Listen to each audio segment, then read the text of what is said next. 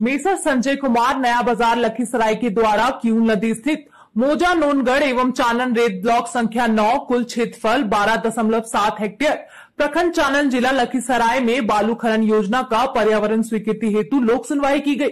यह लोक सुनवाई 24 मई 2023 बुधवार को दोपहर 11 बजे ई किसान भवन चानन ब्लॉक परिसर प्रखंड चानन में बिहार राज्य प्रदूषण नियंत्रण के द्वारा आयोजित किया गया। इस लोक सुनवाई में अधिकारी सुधांशु शेखर लखीसराय अपर समाहर्ता एसडीएम सह एडिशनल कलेक्टर संघ खनिज विकास पदाधिकारी पर्यावरण संरक्षण के रीजनल डायरेक्टर एसके राय पहुंचे। इस दौरान इन्होंने लोगों को बताया कि खनन कितने एरिया में और कितना करना है, यहाँ के वातावरण में क्या दुष्परिणाम पड़ने की संभावना है और उसको कम करने के लिए क्या किया जाना चाहिए। साथ ही लोग अपनी निजी जमीन पर पेड़ लगा सकते हैं जिससे पर्यावरण में शुद्धता होगी। इसके लिए मनरेगा से भी पेड़ मिल जाएगा। अब अगर नियमों का कोई उल्लंघन करता है तो उस पर कार्रवाई की जाएगी।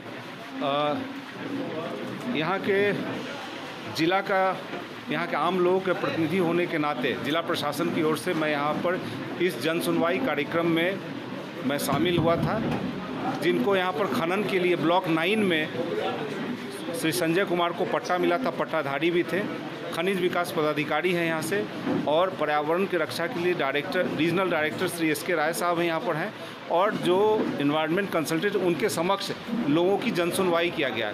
उनको ये बतलाया गया कि इस खनन पट्टा में कितना इनको खनन करना है, कितने एरिया में और कितनी गहराई में करना है, और इस पर यहाँ के वातावरण में, यहाँ के एनवायरनमेंट पर क्या दुष्प्रभाव पड़ने की संभावना है, और उसको मिटिगेट करने के लिए, उसको कम करने के लिए, उसके लिए ये क्या क्या करेंगे वो सारा चीज़ डॉक्यूमेंट कर दिया गया है, उसको लिखवा दिया गया है, और उसी के वो और इनको इनकी बाध्यता है कि वो सब करेंगे।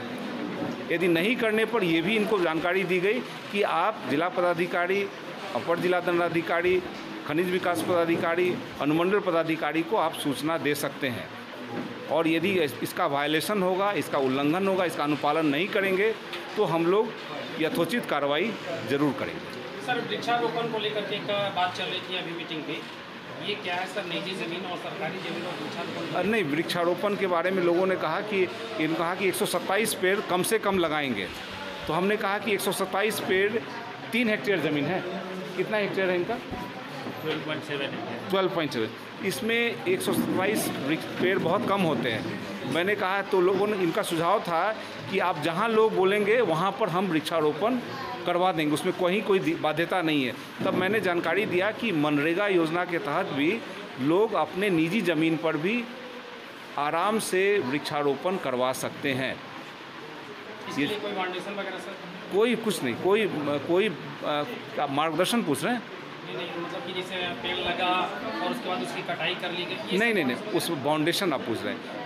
3 साल तक उसका देखभाल वहाँ वन पोषक को उसके लिए पेमेंट किया जाता है मनरेगा योजना के तहत। यहाँ के इससे अलग हटके है, मैं जो बात बतला रहा हूँ। और उसके बाद 5 साल तक उनको उस वृक्ष को काटना नहीं है। उसके बाद उनके निजी ज़मीन की उनका वृक्ष हो जाता है, उनकी संपत्ति हो जाती है। धन्यवाद सर। आपका शुभ नाम? और मेरा नाम सुधांशु शेखर है। मैं यहाँ पर अपर समाहर्ता एडीएम कम एडिशनल कलेक्टर हूँ लखीसराय।